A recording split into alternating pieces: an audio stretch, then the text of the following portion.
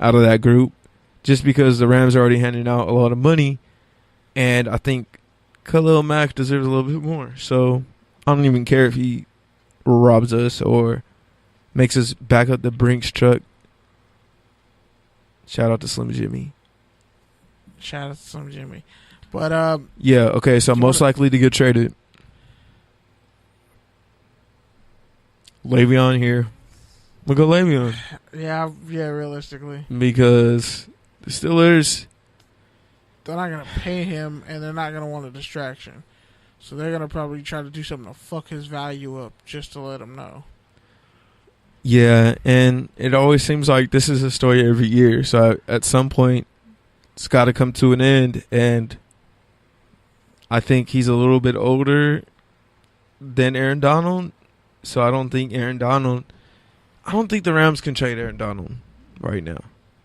I think with trying to stay relevant and trying to be, I could get on board with it if it gets you 2 or 3 first-round picks. If I'm a Rams fan, I would have to have 3 first-round but picks. even then, you can't tell me that you're trying to win. You made all these free agent acquisitions, and you're going to trade away your best player. Like, you're not trying to that win doesn't now. that doesn't make sense. So they have to pay him. I say Mac. So therefore, I think Bell is the most likely to get traded. Yeah. Like I said, when it comes to Mac, if he gets paid, they can then lower Donald's price and say, well, you're really a D tackle. Yeah, that's true. And say, how can you get paid more than an edge rusher and a guy who plays outside linebacker? All right. So most likely to not play this whole season and completely hold out. Aaron Donald. Really? Aaron Donald's like, you know what? I'm with the shits and I'm tired of this. We probably could have a Super Bowl team, but y'all playing and don't want to pay me. Y'all going to pay and lock up the offense, but then you completely scrap the defense. He saw what happened to Robert Quinn and Alec Ogletree. It's true. He knows what's going to happen to him. They're not going to pay him. That's true. That's a great point. And they even paid Ogletree last year, traded him at the end of the season, and still haven't played Aaron Donald. I remember when they Brockers got paid early.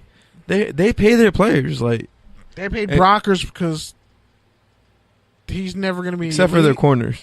They got cheap deals. Marcus Peters, I don't know, man. You might be playing for a new team in 2 years. Realistically. And Aqib is probably just going to run his contract out there and go to the But yeah, my most likely to get to not play this whole entire year, Julio Jones, man. Julio Jones. I wouldn't be surprised. He's at that age where he's already accomplished so much. He's well respected as a generational talent at receiver, regardless of if he never plays another down. Much like Calvin Johnson. So that's really his best leverage, because he could just say, you know what? It's not worth my body getting banged up. You need me more than I need you. I'm Julio Jones. I'm made in Atlanta. I'm made in Alabama.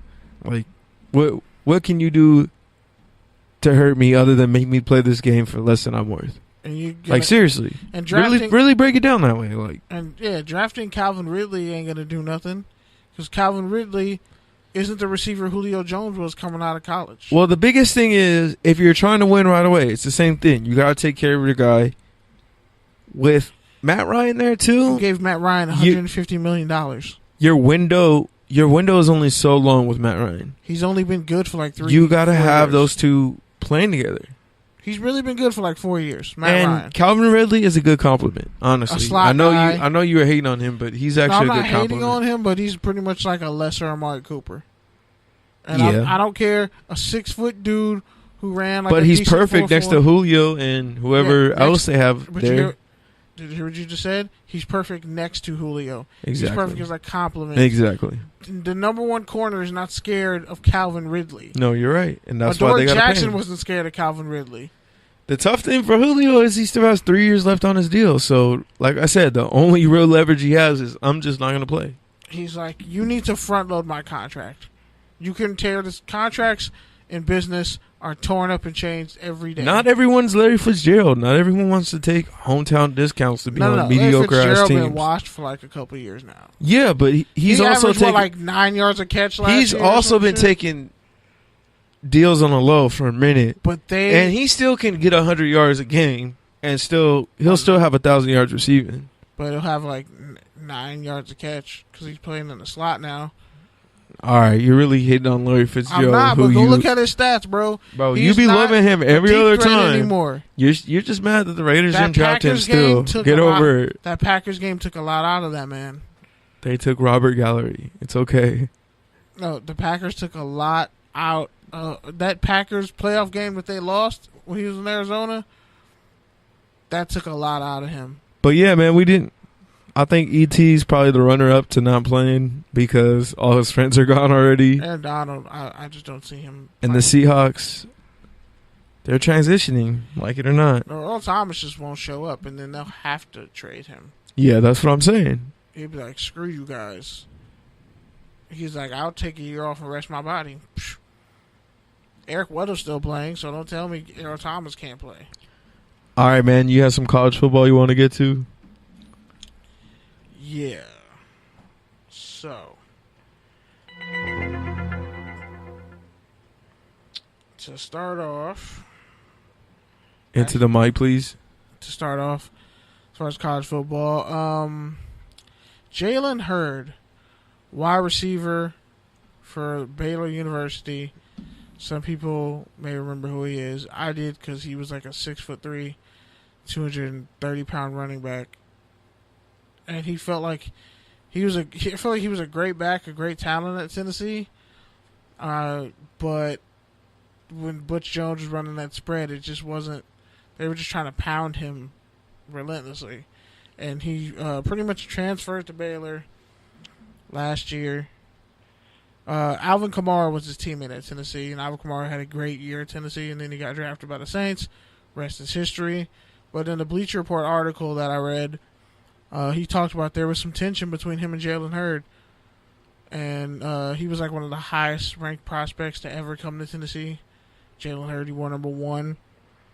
And his story is that he got hurt, sacrificing for the team. A bunch of unknown former assistants, and I think a current assistant, pretty much said Jalen Hurd was unselfish and the ultimate team player, and everybody just turned on him. The media turned on him. The coaches, Butch Jones, turned on him. And then the players turned on him. And it wasn't really his fault. He didn't do anything wrong. So he left, worked on his body. Matt Rule, who coached at Temple and was a big part of their turnaround, he said this kid is a first-round talent, 6'3", 220. He lost weight. Apparently he's going to run they say he's going to run. They said he ran 4.4s when they first hired him and trained him. Has like a 40-inch vertical. And already has a history of playing running back, so violent, physical after the catch. And people literally had him as a first-round talent. Had he stayed at Tennessee and went to the draft. Had he finished the year out, there were teams that had him pegged as a first-round talent as a running back. And he switched up his entire... He took a chance on himself. And he didn't play in the spring game because they're like, we already know what he can do. We're just trying to save him, preserve him until he gets to the field. And I'm rooting for him. I really hope he is as dominant as possible and the Raiders take him. But, that's insane for a guy to go from running back to receiver, being like 6'3", 230, almost 240, and now he's like 225. Like, that takes a lot of dedication and time, and it'll be interesting to see if he does work for Baylor, because Baylor is trash right now. But it'll be interesting to see if he can pull it off.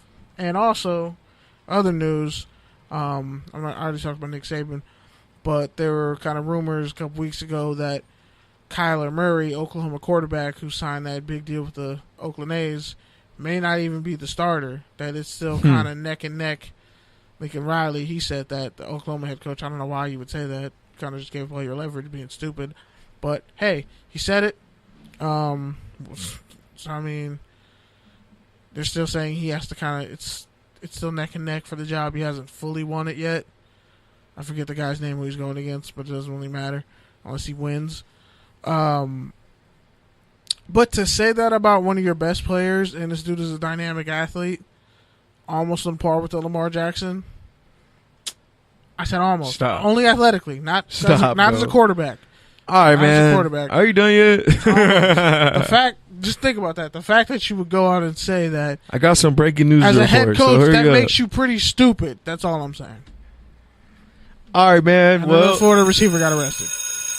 literally 50 minutes ago, Julio Jones agreed to a new deal with the Falcons. He's expected to report to camp.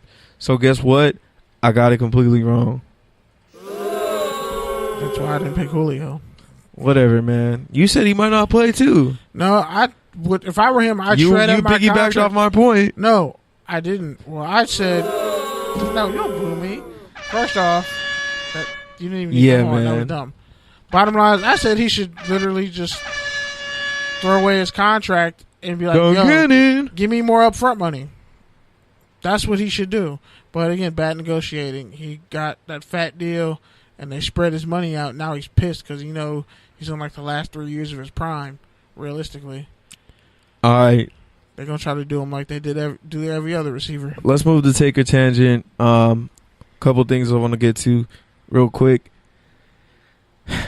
Derwin James out here in LA, I new will talk about this. Los Angeles Charger, first round pick, absolute steal, former Florida State Seminole, hybrid linebacker, hybrid safety, gets robbed at gunpoint on Sunset, I think in Hollywood or somewhere on the west side. It was Hollywood somewhere. And yeah, man, he was with his pops. They took his Rolex. They took his chain. So And you they gotta, popped 3 tires on his Rolls Royce, so they couldn't go after him. you got to take our attention on that. Here's my take. Dog, first off, you from the hood in the South. Like, you know better He than thought he that. made it. You should know better than that. In LA, you can't be wearing jewelry and be flashy like that. Get Yeah, robbed. you can. You really can. Okay, go to certain hoods and do that. See what Yeah, happens. but he wasn't even in the hood. Exactly. He was in Hollywood, and guess what? People prey on people in Hollywood. It's true. And you're an NFL player, they see you with all that gold, all the diamonds, they're going to be like, oh, he got bread. You just made yourself a target, dog. Get a car service. Be smart. If you're going to go shopping for something, don't do it in a Rolls Royce, especially if it's a sketchy part of Hollywood or LA in general. Like, I'm glad that he's okay, but dog, you can't put yourself in situations like that. And, somebody on that team should have told him, let him know some things. And he also should have known better. Like, come on, They're man. from San Diego. But my take on it is, my They're the tangent LA on Chargers. it, whatever. My tangent on it is this. I'm glad he's okay. What petty ass Rams fans are out here robbing Chargers players? Like, Wow. are we really having a no-fly zone in LA? Like, they have to stay. Because it could be a no-fly zone. They have to stay in the South Bay and below, like the OC. In case you, IE. I'm But as soon as you hit an actual, like Inglewood, that area, West LA. That gets is this, complicated. is LA really becoming NFL gangbanging? Like, is that really what's going on? But no, seriously, Dusty-ass Pats. seriously, man. I know you're saying you're not supposed to flex, but man, people do all the time, and it's just messed up that he got robbed with his pops and got all his stuff taken like that. Like, that was just cold for anyone. Well, you alone- learned some street game, didn't you? Yeah, Roll with armed security at all times. still sucks, man. All right, Ex-military, ex-police, whatever you got to do. next one. You are a commodity now. Your boy John Gruden. Shout out to Quintorius Lopez. Julio Hey, shout out to Jones. Lincoln Kennedy being part of the broadcast team of the Raiders now. Shout out to He's Zach. now one half of the booth. Shout out to Zach Banner, his son.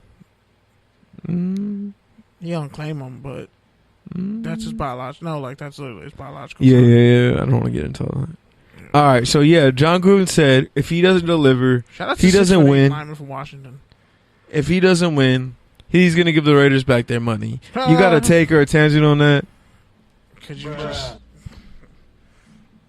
I need a laugh track, fam. That was ridiculous. Ah, man. You know, just hit me with the brow like 3 more times. We don't have any more crowd sounds. Oh God, I can't. Oh man, hold on. Just say the question again, because I'm Do you have a take or tangent on John Gruden saying he's